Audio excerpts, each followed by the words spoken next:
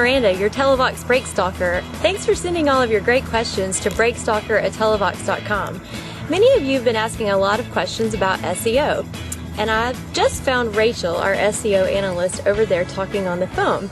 One question that we recently got was, what are some web changes that I can make to my website that will greatly impact SEO?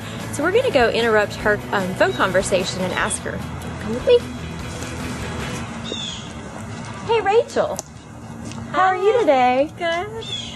We want to take just a second. Do you mind hanging up the phone? Hey, can I call you back? All right, bye.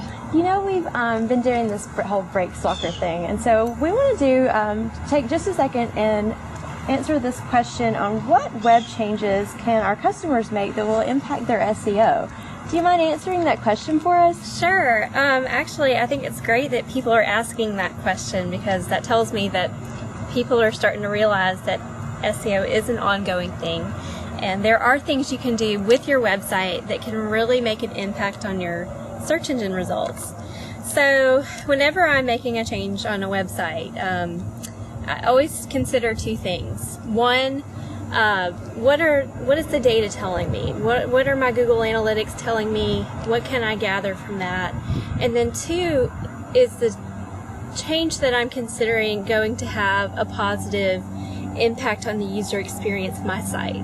So if they can do those two things, you know, that's a great thing for SEO. I'll give you an example of what I mean. One thing we've done recently, I was looking through our Google Analytics, and I like to look through our keywords report, because that kind of gives me an idea of what kind of keywords people use to find our website. And one thing I noticed was, queries about pricing, like Televox pricing, how much does Televox cost, things like that kept on coming up. And I was curious, well, we don't have a page on our website that addresses that, because, we just assume, people are going to call if they want pricing, and that's that. So I looked to see what was showing up, and it was just kind of, a random page on the website that didn't really go into pricing, didn't really answer that question about pricing, but, we were still showing up, and we had a few people show up ahead of us. So what we did was we kind of went back to, well, what page do we want to show up for this? And then sort of help to answer that question about Televox pricing. If you want Televox pricing, here's how to go about getting it. We answered that question, we sort of optimized for that keyword phrase, and now we show up a lot better. So it took care of creating that user experience that's really positive, and also had our keyword situated on the page to help with our relevancy.